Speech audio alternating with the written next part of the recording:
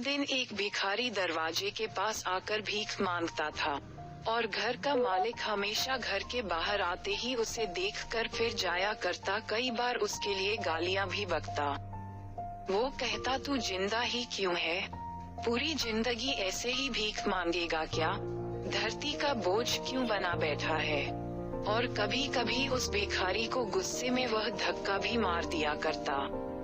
इतना कुछ हो जाने के बावजूद अधिकारी के मुंह से सिर्फ यही निकलता कि भगवान भगवान तुम्हारे पापों को माफ करे। एक बार सेठ को धंधे में बड़ा नुकसान होने की खबर मिली। सेठ बहुत परेशान था कि तभी उसके दरवाजे पर वही भिखारी आया। गुस्से में अपना आपा खोते हुए सेठ ने उस भिखारी को पत्थर दे मारा। पत्थर लगने के कारण भिखारी का सर फूट गया और उसके सर से खून बहने लगा।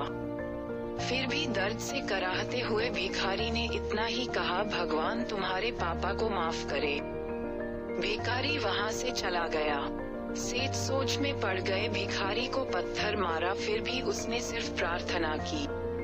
सेठ का गुस्सा शांत हुआ, शेर का मन शांत हुआ। भिखारी का रहस्य जानने के लिए सेठ ने भिखारी का पीछा करना शुरू कर दिया।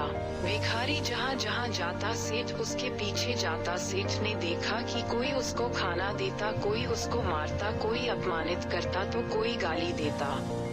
लोग भिखारी के साथ चाहे जैसा व्यवहार करते, लेकिन भिखारी सबके लिए एक ही प्रार्थना करता, भगवान तुम्हारे पाप माफ करें। अब रात होने को आई थी।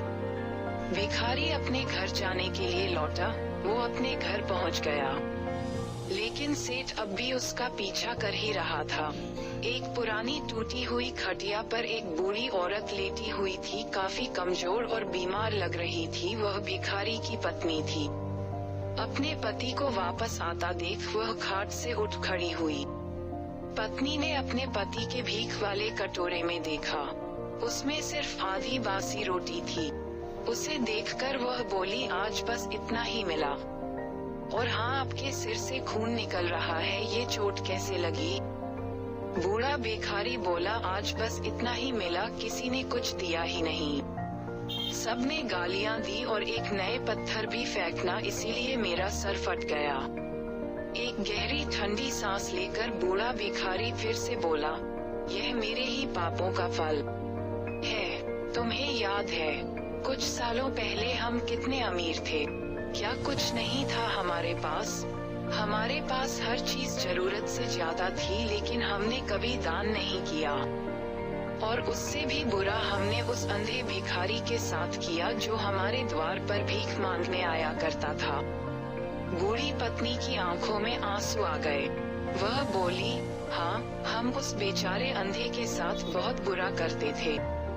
उसका अपमान करते थे, उसे खाने के लिए रोटी की जगह कागज दिया करते, उसका मजाक उड़ाया करते और कभी कभी मारा भी करते।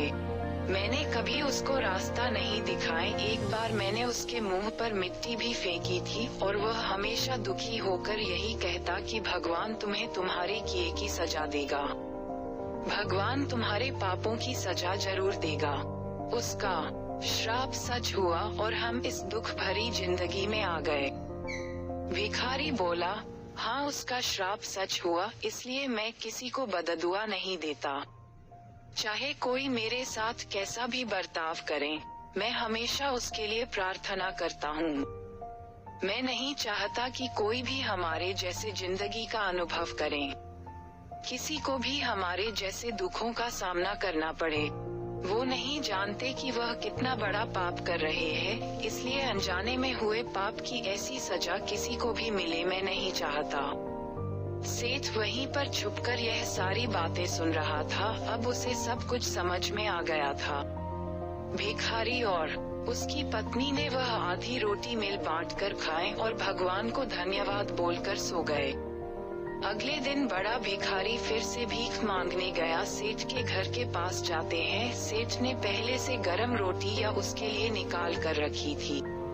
उसे देते हुए सेठ विनम्रता से बोला, माफ कर दीजिए बाबा, उसे बहुत बड़ी गलती हो गई। बूढ़ा भिखारी बोला, भगवान तेरा भला करे। इतना कहकर वह आगे निकल गया।